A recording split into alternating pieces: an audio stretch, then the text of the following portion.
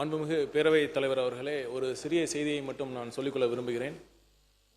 இதற்கு முன்னால் பேசிய உறுப்பினர்கள் மாண்புமிகு ஒன்றிய உள்துறை அமைச்சர் பாராளுமன்றத்தில் தென் மாநிலங்களுக்கான பிரதிநிதித்துவம் குறைக்கப்பட மாட்டாது என்று கூறினார். பின்பு ஏன் நாம் விவாதிக்க வேண்டும் என்று குறிப்பிட்டார்கள். இந்த நேரத்தில் ஒரு வரலாற்று செய்தியை நான் சொல்ல விரும்புகிறேன்.